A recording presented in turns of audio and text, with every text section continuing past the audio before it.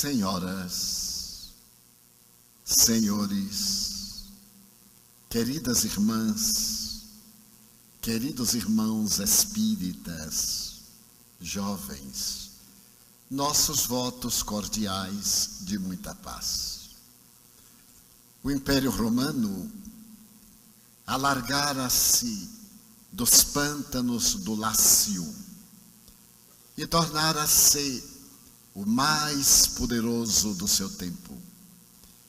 Quando a extensão territorial abrangia praticamente todo o mundo conhecido, ante a impossibilidade de uma governança única, por volta de 59 antes de Jesus, foi proposto o primeiro triunvirato.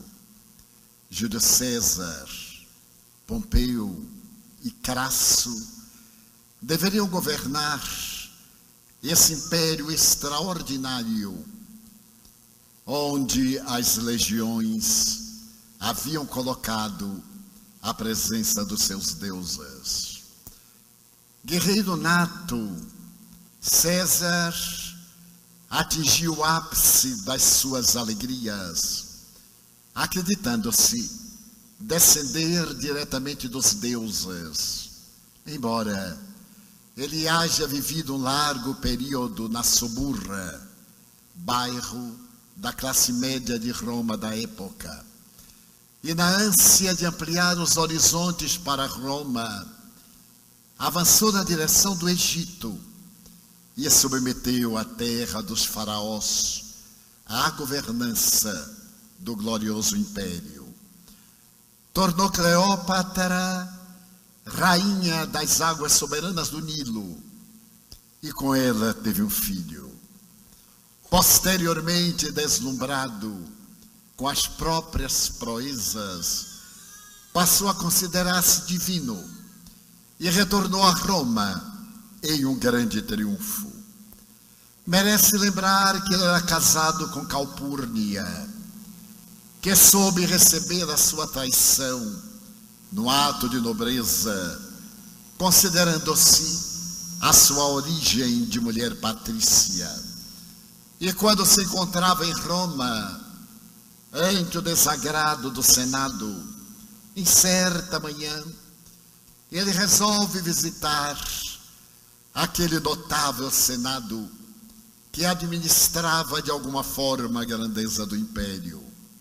E Calpurnia tivera ensejo de dizer-lhe que não fosse, porque um mau presságio dominara conta da sua mente, e aquela noite anterior fora-lhe profundamente afligente. Mas o homem que se acreditava descendente dos deuses partiu, e ao adentrar-se no recinto quase sagrado, subindo as escadarias do imenso edifício, recebeu o abraço de Brutus, que era considerado seu filho, e as punhaladas que lhe roubavam a vida. Era então o ano de 44 antes de Jesus. Cleópatra, que se encontrava em Roma, ante a ameaça da própria vida, fugiu imediatamente numa galera de retorno à proteção da Esfinge. E o império pareceu tropeçar na sua própria grandeza. Logo depois, se estabelecerá uma lei e se repetirá a experiência do triunvirato, tendo agora sob o comando Caio Júlio César Otaviano e ao lado dele Marco Antônio e Lépido. A história da vida de Caio Júlio César Otávio, o Otaviano, é uma das mais fascinantes da história da humanidade, porque ele era frágil, no entanto portador de uma robustez moral incomum. Era atacado pelos resfriados frequentes, o que ele não impediu de continuar as batalhas nos mais diversos campos da terra. E ao lado de Marco Antônio, com quem discrepou várias vezes, tornando-se mais tarde adversário. Ele esteve na glória do poder, mas Roma era soberana demais. E em breve, porque ele se sentisse vítima do companheiro triunviro, ele parte para a batalha de Ácio, onde vence o companheiro romano que retorna ao Egito, e um ano depois, ao lado de Cleópatra, havendo sido pai de 3 crianças, sendo 2 gêmeos, suicida-se, o mesmo acontecendo à gloriosa rainha do Nilo. Mas nesse momento, ele sente que algo superior está no seu destino. E como era filho adotivo de Júlio César, ele passou também a acreditar que tinha uma ascendência divina e se torna o primeiro imperador de Roma. A história universal, segundo a palavra de Humberto de Campos Espírito, na apresentação da obra A Boa Nova, psicografada pelo venerando apóstolo da mediunidade, Francisco Cândido Xavier, com o pseudônimo de Irmão X, o nosso querido imortal da Academia Brasileira de Letras, entretece alguns traços biográficos de Otaviano que nos comovem, com o qual Otaviano nem outros historiadores estão de acordo, porque são vidas muito especiais. Mas diz o Irmão X que os historiadores do Império Romano repentinamente começaram a perguntar-se o que estava acontecendo, porque Roma sempre esteve em guerra. Apenas 2 vezes o santuário da deusa Vitória tinha suas portas fechadas, o que significava que Roma estava em paz. Não se sabe explicar exatamente o que aconteceu com aquele homem, porque ele, assumindo a governança do império, procurou demonstrar que a felicidade de um povo é, de certo modo, resultado da dignidade dos seus governantes. E estabeleceu leis de alto significado. Ele descobriu, por exemplo, que a sua filha entregava-se a licenças morais perturbadoras. E para demonstrar que na casa imperial havia dignidade, ele exilou a própria filha para a ilha grega da mandatária. E mais tarde, porque uma neta se entregasse também a disparates de natureza moral, a sua mão não tremeu em mandá-la igualmente para o exílio.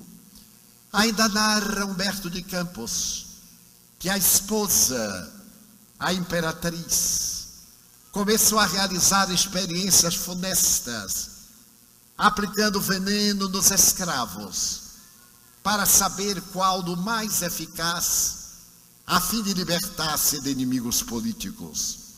E quando Otaviano soube, separou-se no tálamo conjugal, porque ele ensinava que o imperador e os governantes deveriam pautar a sua conduta dentro da ordem, do dever, das experiências de dignidade que merecem ser modelo para o povo.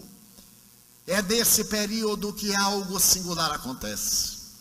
Não reencarnam na terra aqueles espíritos turbulentos e guerreiros, como Alexandre Magno da Macedônia, como Ciro, o grande persa, nem como outros tantos que deixaram lastro de sangue por toda parte. A divindade fez-se reencarnar-se na terra filósofos e poetas, Ovídio, Tito Livio, Mecenas, Salústio, que ornamentaram o período da vida do imperador com as mais belas páginas latinas do pensamento poético e filosófico, herdado da Magna Grécia, inaugurando a era da grandeza cultural de Roma. Muitas vezes, o imperador, na sua tribuna de ouro, em pleno foro, era dominado pelas lágrimas, quando escutava o poeta cantar: ó sol fecundo, que diariamente iluminas o dia, com o teu carro de luz que vai de um lado para o outro, que nesse périplo grandioso não vejas nada tão belo e eloquente quanto Roma. Otaviano estava exultante, porque à cabeça do império estava um homem de alta moralidade, que servia de modelo. Mas o que terá acontecido é que naquele período as entidades venerandas que abençoam a terra estavam preparando o advento de Jesus Cristo para mergulhar nas sombras do planeta e oferecer a tese do amor para vencer os séculos futuros. Logo depois, em um pedaço de terra distante de Roma, que Pompeu houvera conquistado e oferecido à Síria, a mesma Síria de hoje, estava Israel. E Israel se encontrava sob a governança de Herodes, o Grande, que não era judeu. Asmoneu de nascimento, era detestado pelos judeus, a quem também odiava. Casado com uma princesa Asmoneia, Herodes, na opinião da história, foi a personagem mais cruel daquele século. Caracterizava-se pelos transtornos de natureza mental. Tinha mania de perseguição. Edificava palácios a cada passo, para no momento de sedição poder fugir, como se ele fosse candidato à imortalidade do corpo. Mas na sua governança terrível, ele mandara executar milhares de pessoas, sem qualquer motivo, ou se motivo algum houvesse para assassinar-se a criatura humana. Nesse período de terror, ele separou-se da própria esposa, a quem mandou matar, sob a falsa suspeição de adultério. Foi esse homem terrível que bajulava o imperador em Roma e mandava grandes espólios em ouro para manter a sua posição execranda e odienta.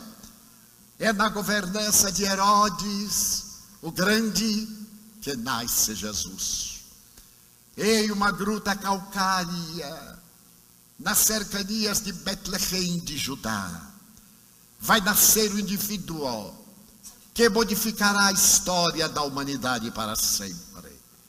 Oportunamente, no século XIX, Ernesto Renan, o grande jornalista imortal da Academia Francesa de Letras, ateu, confesso, terá a ocasião de dizer que Jesus é tão grande que não coube na história da humanidade. Todos os vultos nasceram dentro da história em determinado período. Jesus, entretanto, foi tão extraordinário que dividiu a história antes e depois do seu berço. E esse homem especial, a quem Ernesto Renan homenageou numa aula inaugural no Collège de France, no dia 22 de fevereiro de 1862, recebeu desse notável pensador, na abertura da aula do educandário mais nobre de Paris, que Jesus é um homem incomparável.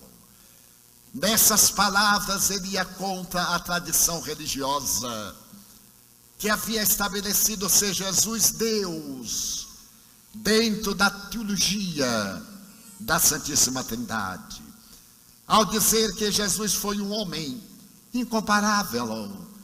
Ele apresentava o filho de Maria e de José na condição de humanidade, mas que desenhou na terra a mais bela órbita do conhecimento universal de todos os tempos.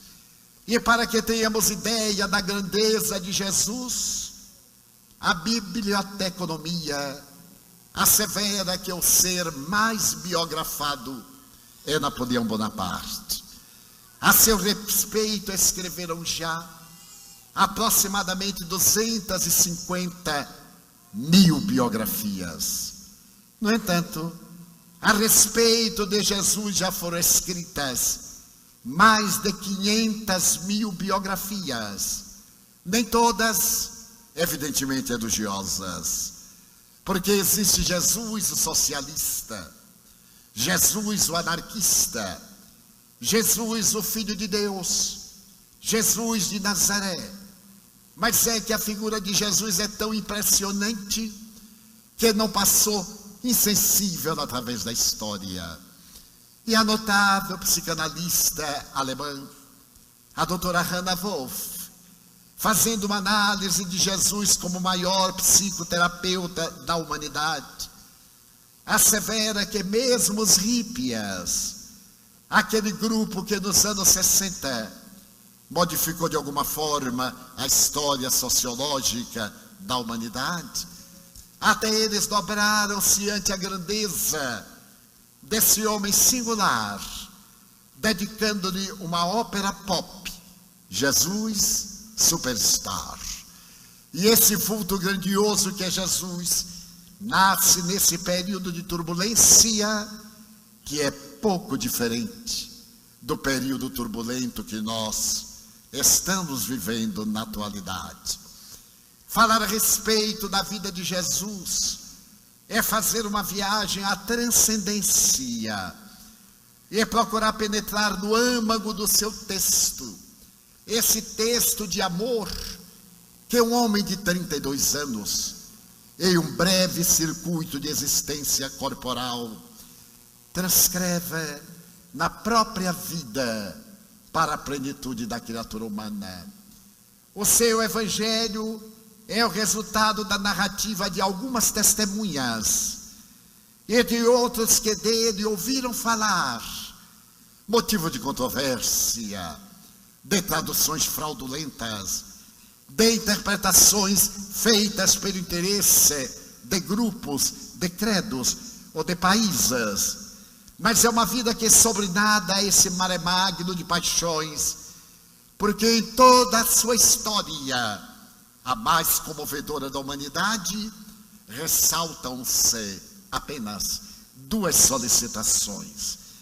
Quando nós lemos, por exemplo, o Sermão da Montanha, deixemos-nos arrebatar pela imaginação e vemos o lago de Genezaré, que nada mais é do que um pequeno mar, cujo volume de águas é menor do que o da Baía de Guanabara, no Rio de Janeiro, mas onde ele cantou a magna história da humanidade, com palavras simples, com pessoas modestas, da região mais pobre de Israel, dividido o país em tetrarquias, sendo aquela uma região de pescadores, de comerciantes modestos, de agricultores simples. E ele então aparece em um pequeno monte com altura de menos de 200 metros e canta a sinfonia inacabada das bem-aventuranças. Até ele, herói, era aquele que vencia o outro, triunfador, o que esmagava o outro. Ele se levanta e proclama: bem-aventurados os pobres em espírito, porque eles herdarão o reino dos céus. Bem-aventurados aqueles que são puros de coração, bem-aventurados os simples, os humildes, aqueles que têm sede e fome de justiça, porque eles serão saciados. Inverte completamente a ordem, porque a partir desse sermão, herói não é aquele que vence o outro, Muitas vezes esse aparente vencedor é um covarde. Utilizou-se de estratégias indignas, procurou armadilhas, guardou-se para poder evitar a perda da vida e, através de instrumentos hábeis e sórdidos, conseguiu destruir o corpo, mas não aniquilar o adversário. Então, depois dele, herói é aquele que se vence, é aquele que tem a audácia de vencer as más inclinações.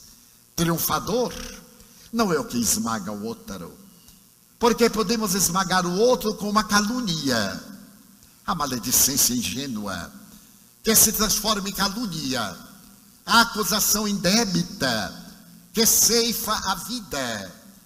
Então é necessário compreender que através dos artifícios terrestres, nós podemos vencer multidões, sem vencer a inferioridade moral que jaz incita em nosso próprio coração.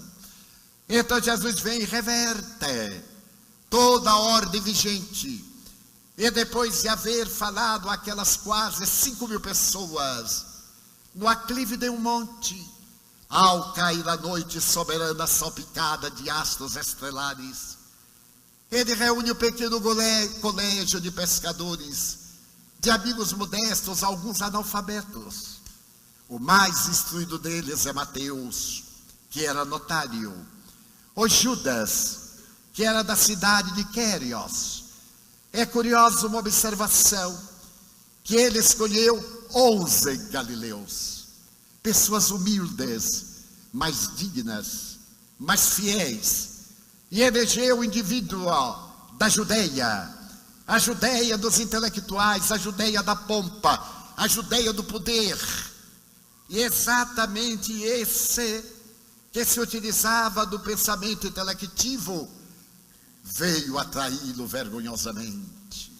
Eu me recordo que no século XVII, Blaise Pascal, o notável matemático e místico francês, gênio precoce, pois que aos 4 anos de idade, sem livros nem mestres, no seu quarto de dormir na parede, o menino Pascal interpretou até a 32ª proposição de Euclides, cálculos matemáticos que vinham desde priscas eras da filosofia grega, sem encontrar nenhuma inteligência que pudesse interpretá-los.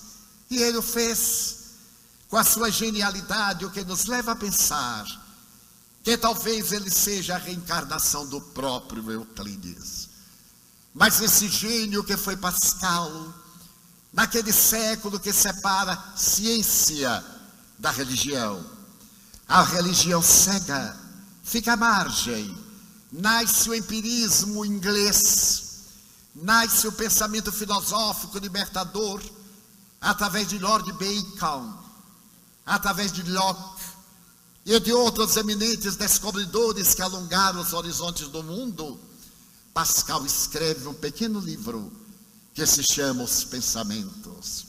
E nesse livro, ele exala um pensamento que merece reflexão. Diz ele: estamos numa grande encruzilhada.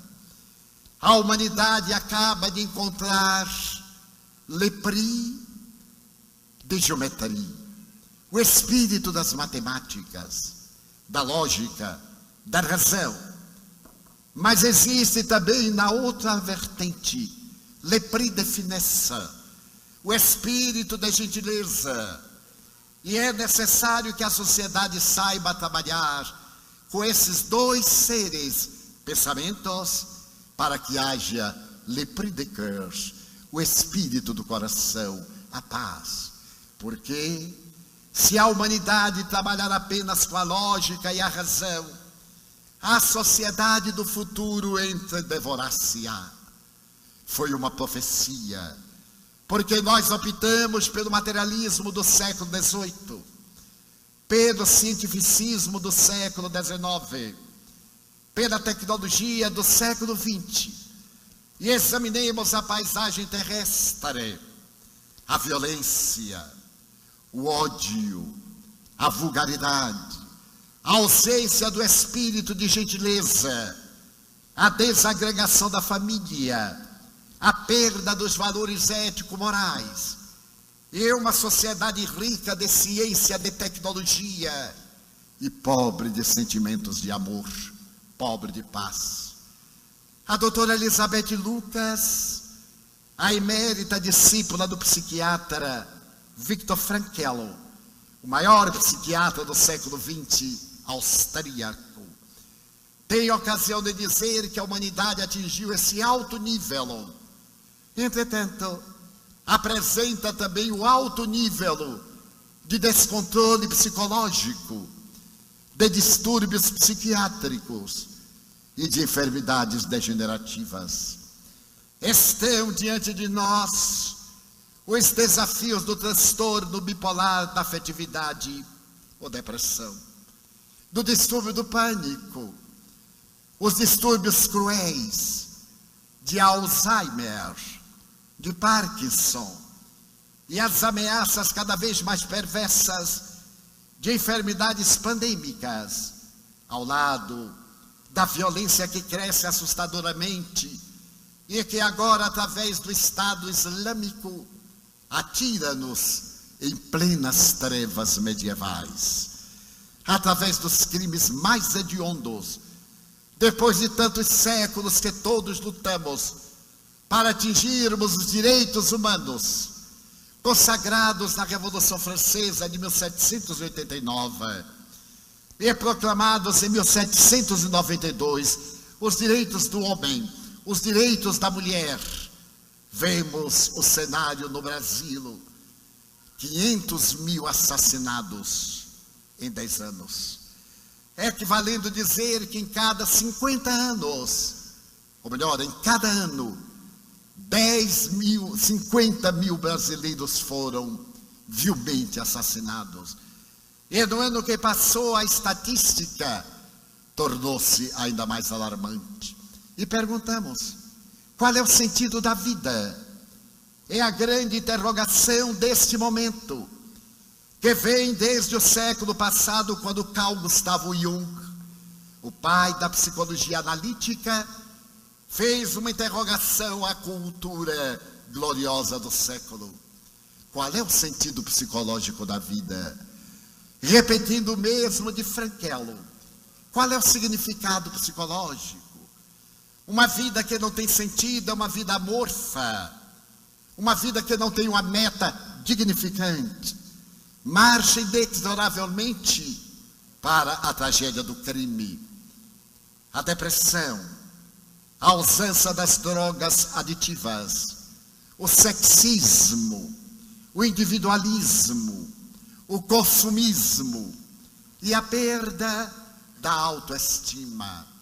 Vivemos um período de glórias, em que o WhatsApp nos põe em contato com o mundo e nos separa no leito conjugal um do outro, porque cada qual deitado na sua cama está com seu telefone ligado ao mundo, seu iPhone, já que os outros entraram em decadência, iPod, iPad, agora é iPhone, iPin, ai, que caracterizam a nossa cultura, seu sentido psicológico, levando-nos a buscar os esportes radicais, a experiência da droga para o estado alterado de consciência, o sexo sem compromisso, sem responsabilidade. Será que fomos criados para a exorbitância do prazer? A busca do prazer tornou-se uma meta que a maioria de nós persegue com avidez.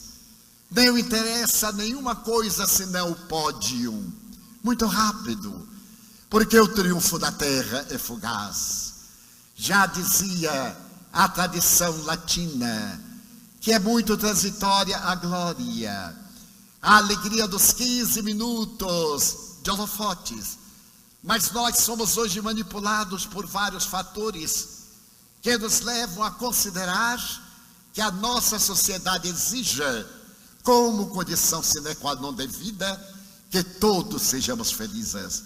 Então afivelamos a máscara do sorriso à face e fingimos que somos felizes. Vivemos o período do fingimento. Se a escola, o mestre finge que ensina, o aluno finge que presta atenção, e a sociedade finge que está tudo bem, embora tudo esteja necessitando de uma reforma. Reforma que foi proposta há 2000 anos por aquele homem singular quando, conforme dizíamos, naquela noite estrelada, em que a terra cantava uma sinfonia através das onomatopeias da natureza, ele reuniu seu pequeno grupo e disse-lhe: eis que vos foi dito pela tradição, amareis aqueles que vos amam e odiareis aqueles que vos odeiam. Eu, porém, vos digo, amareis aqueles que vos amam, e em particular aqueles que vos odeiam e perseguem, fazendo-lhes todo bem. Que homem audacioso!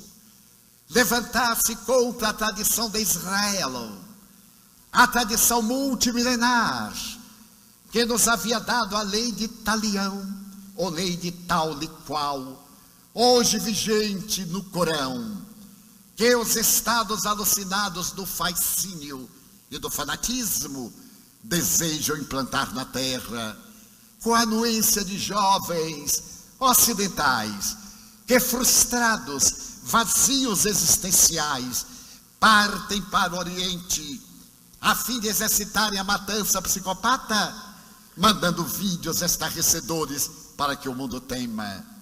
Mas o mundo não teme, porque há uma fatalidade, que se chama evolução, e essa fatalidade está exarada nas duas solicitações que Jesus nos fez. A maioria de nós, se não a quase totalidade aqui, já ouviu falar dele sob vários aspectos. Alguns somos seus seguidores, em diferentes denominações religiosas, mas ainda não tivemos a coragem de atender a 2 pedidos que ele nos fez há 20 séculos. O primeiro pedido é muito simples: que nos amemos uns aos outros. Apenas isto. Será tão difícil assim amar? Então façamos uma análise mais gentil, que nos toleremos uns aos outros. E se não for possível amarmos uns aos outros, que nos suportemos uns aos outros, dando ao outro o direito de viver e concedendo-lhe o direito de ser como é, mas a nós, exigindo-nos o dever de sermos cada dia melhores do que no anterior, e assim incessantemente, conforme Allan Kardec, o ínclito codificador do Espiritismo propõe. Reconhece-se o verdadeiro espírita pela sua transformação moral para melhor, sendo hoje melhor do que ontem e amanhã melhor do que hoje. Mas o segundo pedido que Jesus nos fez é também tão singelo que chega a ser comovente: não fazer a outrem o que não desejar que outrem lhe faça. Aí está toda a filosofia, toda a proposta ética desse pequeno livro que modificou a estrutura da sociedade. Porque ele mesmo amou de tal forma que aqueles que se lhe tornaram seus adversários respeitavam-lhe a grandeza moral. E no momento culminante da cruz, ele pôde dizer-lhes, na súplica que rogou ao Pai, a respeito do perdão, porque não sabiam o que fazia, nenhum deles. Mas é exatamente a proposta da nova psicologia. Eles haviam sido vítimas de um surto, de um transtorno psicopatológico, de uma alucinação para levar aquele homem à cruz.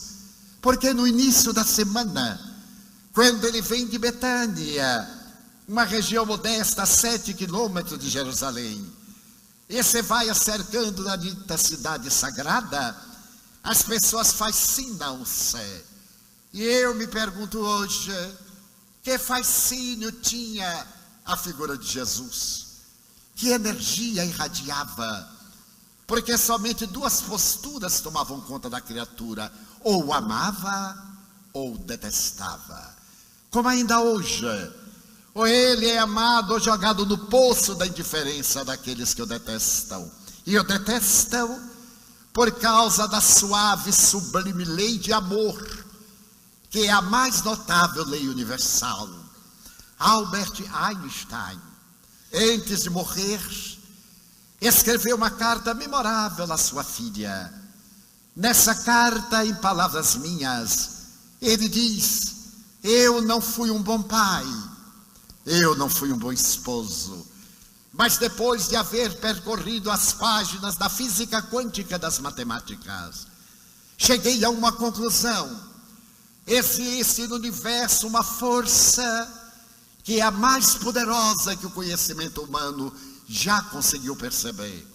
Além da gravidade, do eletromagnetismo, da lei quântica forte, da lei quântica fraca, ao amor.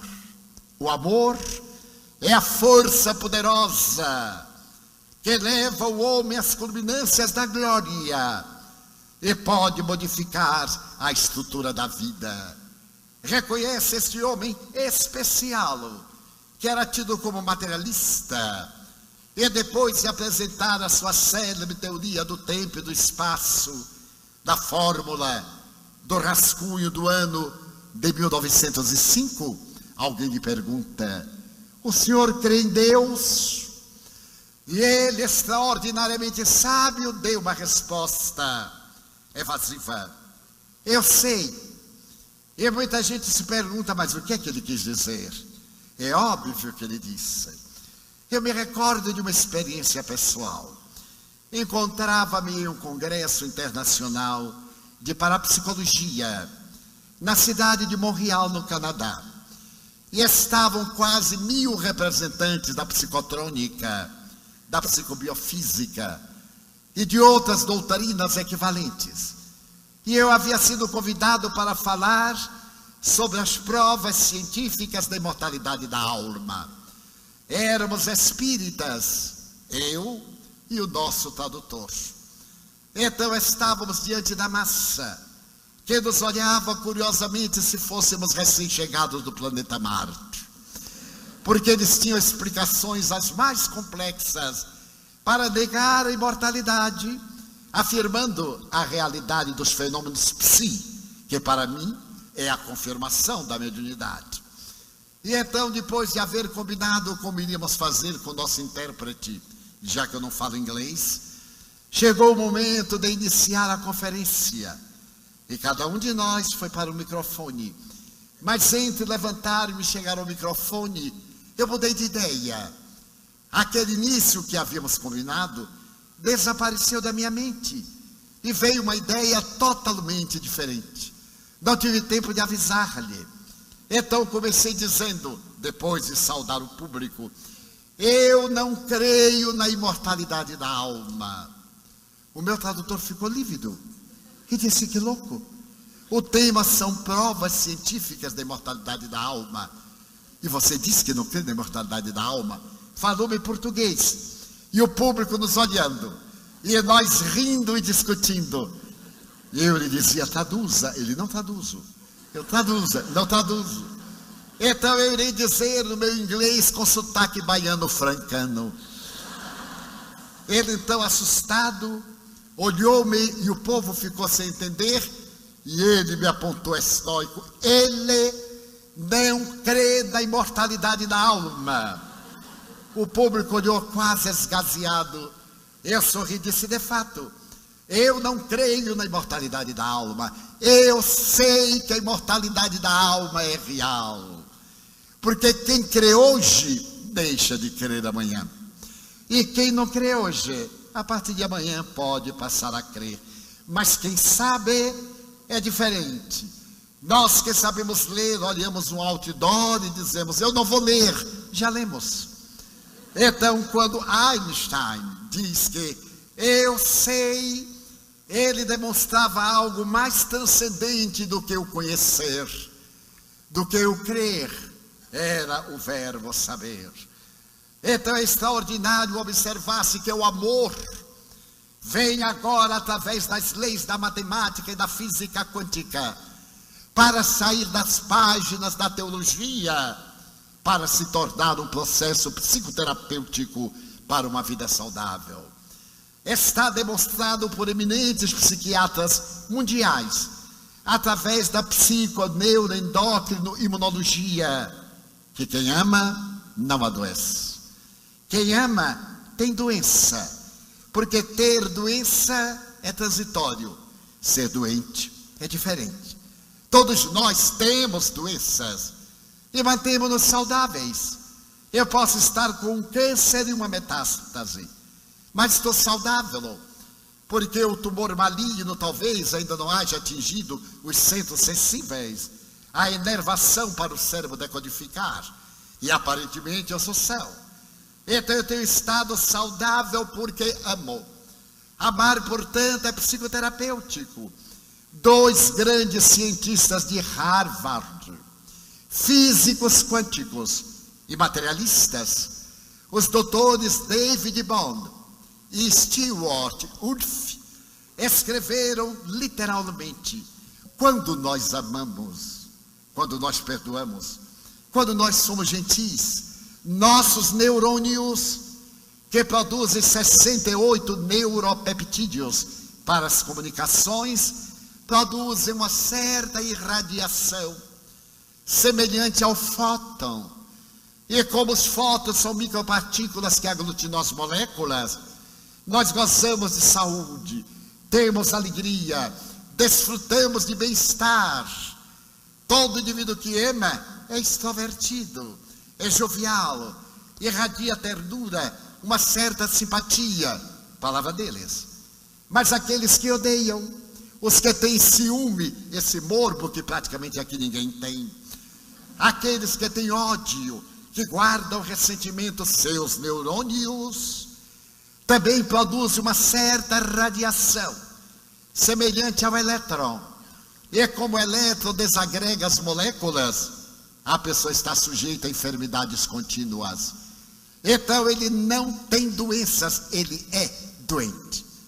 E Carl Gustavo Jung afirmava que os introvertidos, aqueles que guardam ressentimento, morrem mais cedo. Aqueles que não perdoam são excelentes candidatos ao câncer de próstata.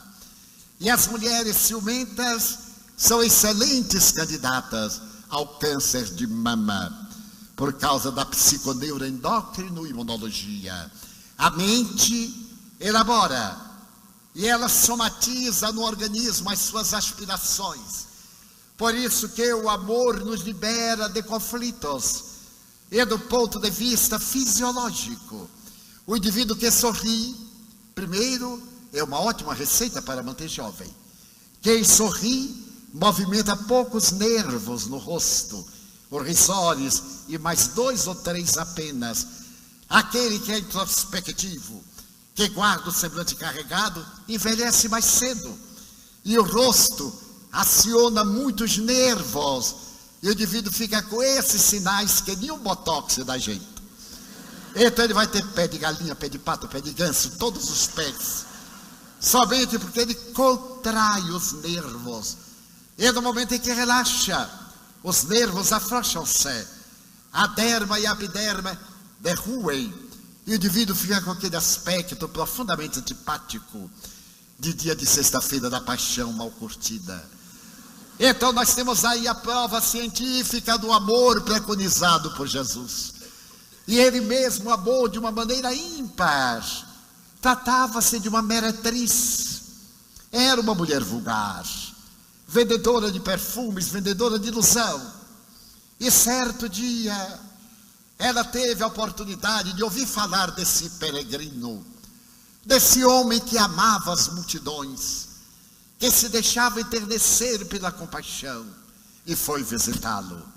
Abandonou a sua casa suntuosa em Magdala, e acompanhada de um viandante do caminho, aquele da lepra que lhe dilacerava o corpo, ela foi até Cafarnaum, e certa madrugada, e pela praia adentrou-se na parte posterior da casa, e teve o primeiro contato com aquele homem, indescritivelmente belo e pujante de ternura.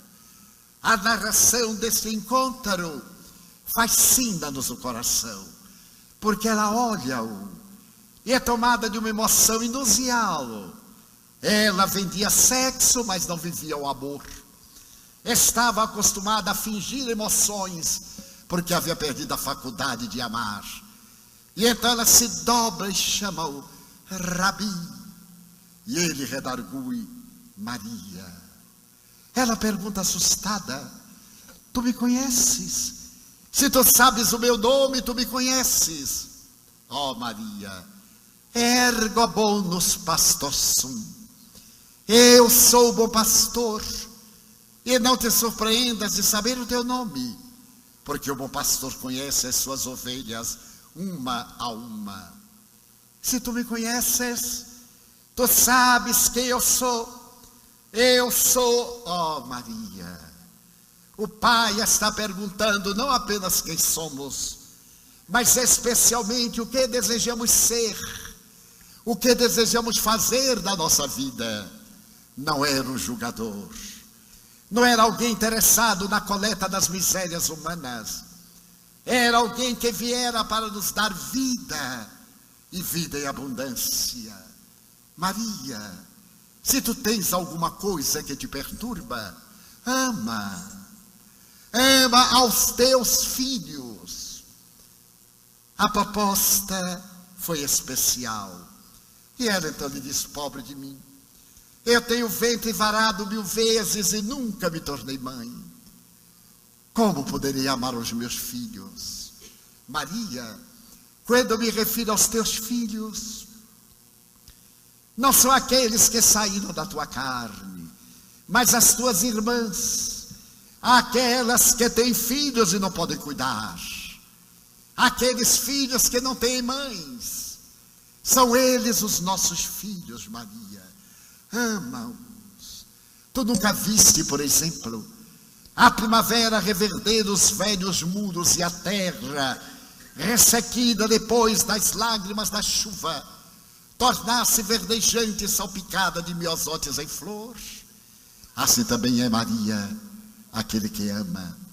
Quando nós amamos, a aridez da nossa alma reverdece e a vida adquire um sentido. Então a meretriz, tocada por essas palavras algo místicas e profundas, diz: eu te daria a minha vida, e eu aceitaria, porém não agora. Vai, Maria, e ama. Um dia eu te pedirei a vida. E ela se foi. No dia seguinte abandonou a vida de ilusões. Era uma vida vazia, não tinha presença de ideal. Ela sabia que a etapa terminal era no poste da lapidação, das pedradas até a morte. E no meio da multidão, no entardecer de primavera, no mês de abril, uma mulher de beleza rara está atendendo as pessoas que o cercam.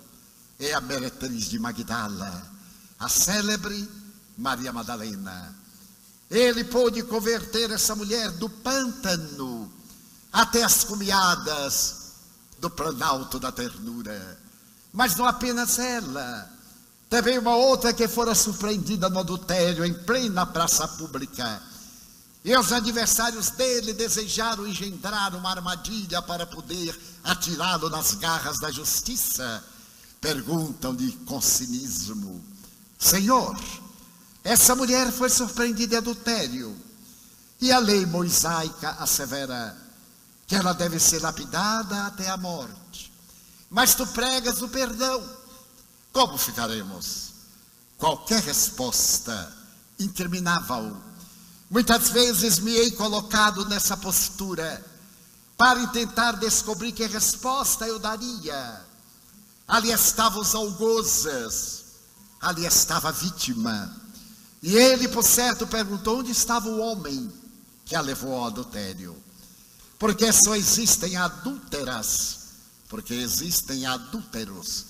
Somente havia uma mulher caída, porque alguém a derrubou e escondeu-se na sua sombra.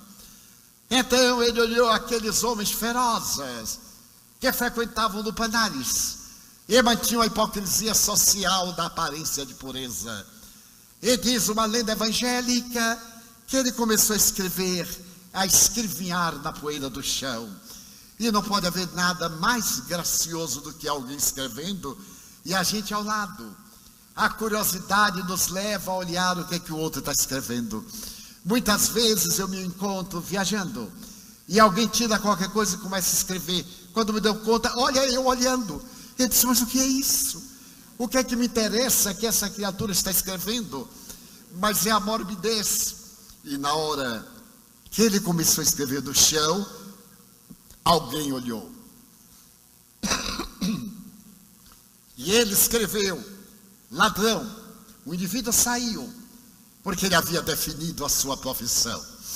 Escreveu outra palavra e alguém olhou, pérfido. E mais outra, e mais outra.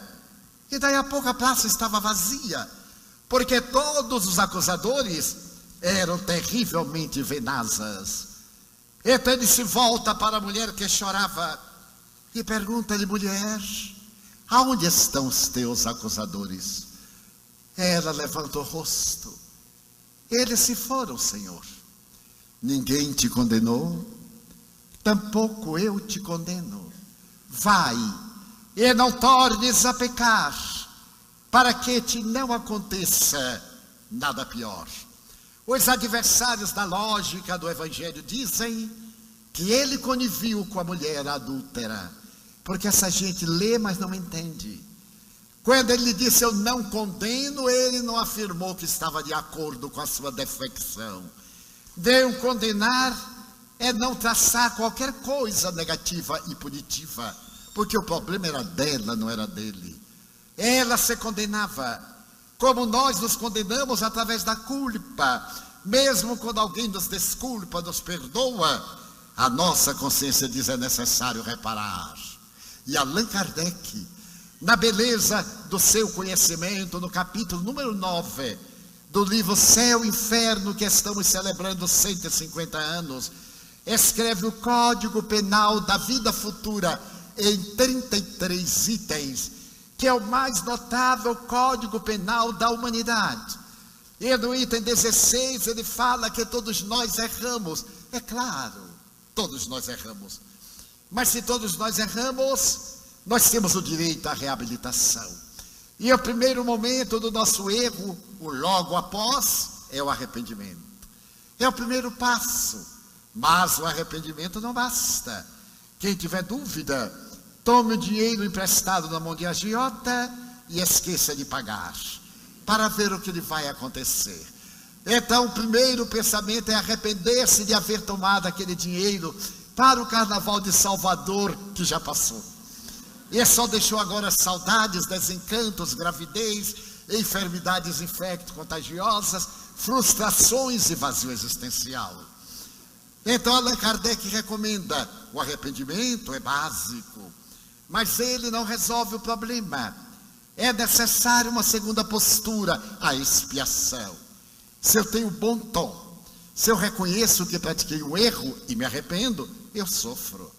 Eu sofro pelo mal que impus a alguém, pelo prejuízo que proporcionei a outrem. Então é necessário o terceiro passo, que é a reabilitação. Fazer o bem, reabilitar-se. Se alguém errou perante mim, eu desculpo. Se eu errei perante alguém, eu peço desculpas. Mas se a pessoa não me desculpar, o problema já não é meu, é dele. Porque passa para ele o mau temperamento, enquanto eu me reabilito. E mesmo que eu tenha contraído um débito, eu disponho da lei de amor para poder ressarci-lo. Porque todo bem que fazemos a nós, nos faz bem. E o bem realizado anula o mal que nós praticamos. Então a doutrina extraordinária desse homem fascina-nos. E ao dizer à mulher, ninguém te condenou, eu tampouco te condeno. Mas não a desculpou, ou melhor, não a liberou pelo grave crime de adultério. Conta o espírito Amélia Rodrigues que naquela mesma noite, sendo expulsa do lar, ela foi até Betânia, onde ele estava na casa de Lázaro, de Maria e Marta, para poder explicar a situação que a levara à queda moral. Ela disse: Senhor, fazia meses que meu marido não cumpria com os deveres para o tálamo conjugal. E pior, ele levou para dentro de casa a serpente que me deveria picar. Eu passei a ouvir palavras que já houvera esquecido. Quando eu delinqui, não foi com aquele homem, foi com o marido que me desprezou. O meu corpo estava nas mãos do estranho, mas a minha alma estava ajoelhada diante do homem que eu amo, que é o meu marido. E ele me abandonou. Então Jesus sorriu para ela e disse-lhe: faze todo o bem e reabilita a tua consciência. Ela sai de Israel, onde a intolerância era caracterizada pela crueldade, e vai para as terras de Tiro, próximas de Sidom, e abre uma casa para receber pessoas miseráveis, aqueles portadores das febres, do impaludismo, aqueles que eram crianças órfãs, os enfermos que tinham o corpo chagados pela ranceníase. E 10 anos depois, alguém traz outrem que está dominado pelos delírios quase à morte, e ela reconhece nesse estranho o marido que a havia expulso de casa fazia anos. Cuida-lhe, atende-o com ternura, diminui-lhe a ardência da febre, e ele, entre o delírio e a lucidez, pergunta-lhe por que ela cuidava de um estranho. Seria judia? Sim. Ele também era judeu e estava à procura da única mulher a quem verdadeiramente amara. Por que ela fazia isto? E ela diz: por causa de um homem que um dia me distendeu as mãos, Yeshua ben Yosef, Jesus, filho de José. E aquele homem, dominado pelas lágrimas, carcomido pelo remorso, lhe diz: eu também o conheci um dia, que foi o dia mais difícil da minha vida, quando a minha mulher me traiu e os amigos levaram-na para ser julgada por ele, que era o representante de Deus e certamente o Messias da humanidade. Eu a detestei porque me traiu o nome, a honra, embora eu não fosse um homem ideal, não lhe fosse fiel. Mas depois que se passaram aqueles instantes rudes, eu me entreguei às dissipações, mas o amor havia desaparecido da minha alma. Somente a ela eu amei. Então eu resolvi sair procurando-a, buscando notícias aqui e ali. E agora que estou às portas da morte, se eu a encontrasse, eu desejaria pedir-lhe perdão. E ela, acariciando a fronte úmida de suor, disse-lhe: não é necessário que te preocupes com perdão. Com toda certeza ela já te perdoou. Desde então, ela te perdoou porque sempre te amou.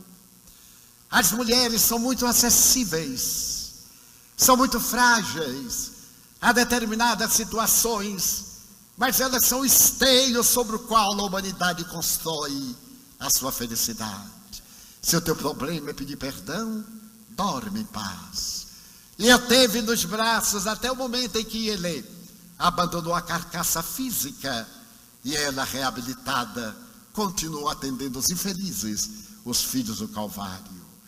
Então esse amor preconizado por Jesus faz-nos falta na atualidade.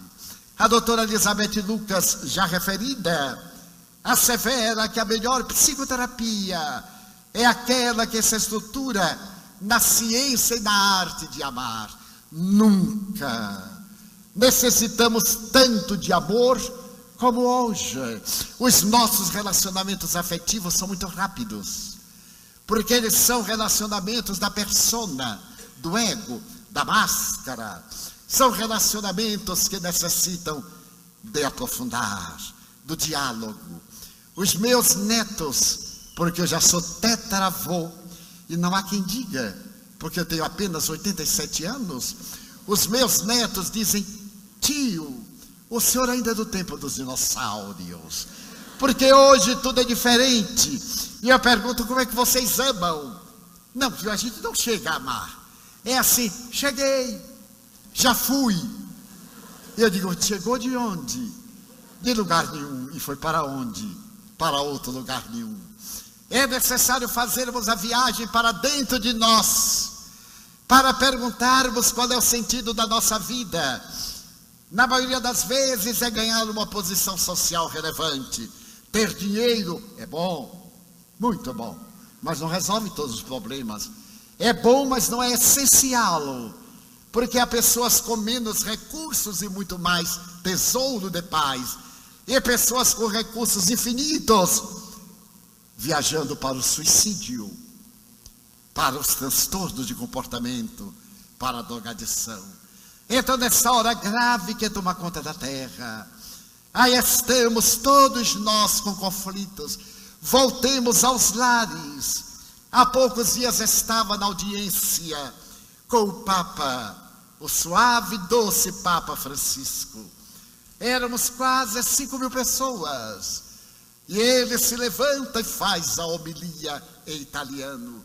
Desejo pedir ao pai, ao genitor masculino, que volte para casa, que ampare seus filhos órfãos de pai. De alguma sorte a mulher tem mais contato com o filho. O pai, de alguma maneira, é fornecedor. Ele se preocupa em dar, mas ele não se preocupa em dar-se. Então eu completo o pensamento do Papa. É mais importante fazer-se presente do que dar presente. Nós damos presentes para nos eximirmos do dever de estar presente. Então nós temos uma sociedade juvenil órfã. Quando chega no momento dos hormônios, não sabe o que fazer.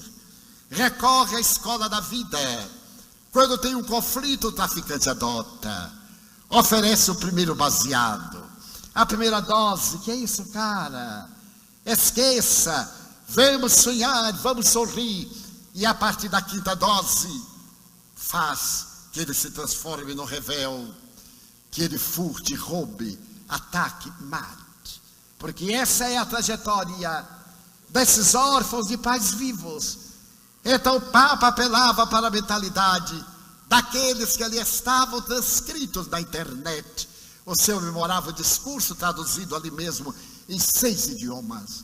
Em inglês, francês, espanhol, português, alemão, árabe. Para que pudéssemos voltar para casa. Porque todos de todas as denominações religiosas sentimos que este é um momento muito grave da sociedade. Para onde avançamos? Então a ciência espírita nos trouxe a voz da imortalidade para proclamar: uma vida, por mais longa que seja, é muito curta. Com 87 anos, eu olho para trás e parece-me que foi ontem.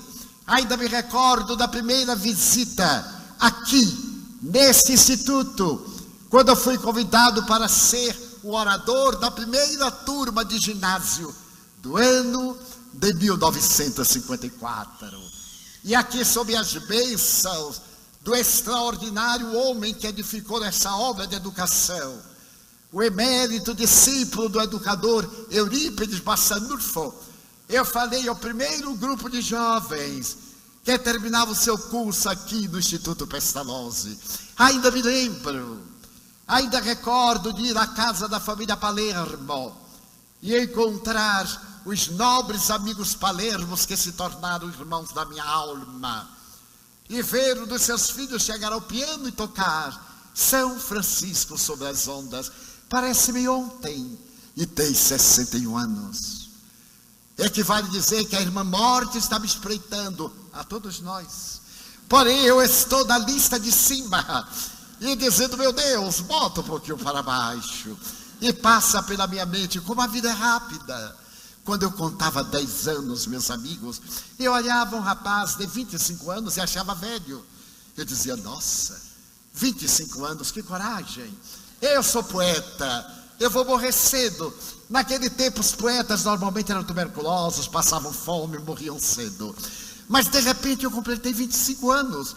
E aí eu olhei um de 40 e disse, 25 anos é uma maravilha. Eu estava cheio de sonhos, de propostas. Olhei para o de 40 e disse, 40, não, eu não chego lá. 40 anos. De repente eu me barbeava, era dia do meu aniversário, e eu descobri que estava com 40 anos. Estava velho demais, peguei a certidão de nascimento para conferir, 40 anos. Mas olhei no espelho e disse, bem, até que está regular. Olhei para o de 50, e eu digo, 50, meio século. Como é que a pessoa tem coragem de viver meio século? E eis-me completando meio século.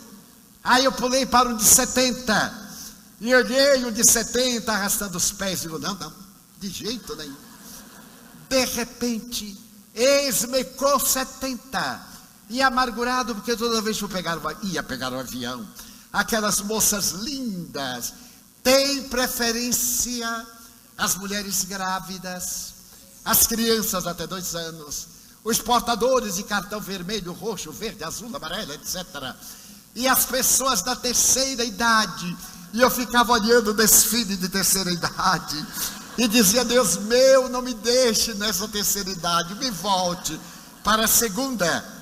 Então eu olhava para um de 80, e quando eu vi o de 80, eu digo, que bom, completei 80. Agora eu olho para alguns espécimes de 90 e 100, digo, um momentinho, velhinho, eu chegarei aí. Como foram rápidos esses dias, mas que maravilhosos foram, porque foram enriquecidos pelo amor, pela presença inefável de Jesus Cristo, numa doutrina que preconiza a transformação moral para melhor, que não censura, que não proíbe, que não se arma, que ama.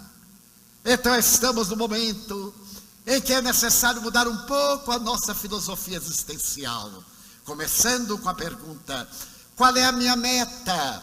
A imortalidade da alma. Essa é inevitável, porque todos vamos morrer, o que é uma maravilha. Imagine se só chegasse aos 400 anos, aquele bolo de carne, sem dentes, sem cabelo, sem nada. Isso acontece com muito menos, imagine com 400. Então a voz que vem do além, da palavra dos imortais, é um convite para que reflexionemos, reconstruindo a nossa família, sentindo a ternura de uma boa conversa com a nossa parceira, com o nosso parceiro. Pode haver nada melhor do que uma boa briga entre marido e mulher. É uma delícia, dizem-me as amigas, porque aqueles primeiros 3 dias são de ressentimentos, de mágoas, disseram coisas horrorosas, mas a volta, a ternura, mas não deixe passar de 3 dias, no máximo 2 dias e meio, porque depois de 3 já aparece outra, é um problema. Então deem folga de 48, 46 horas, e quando ele chegar, diga assim, bem, qual é o homem que resiste? Bem, ele adora, mas no sentido ético, porque nós nos permitimos brigar por mesquinhezas, por coisas insignificantes. Por que nós esquecemos a arte de conversar? Só sabemos discutir, não sabemos mais conversar.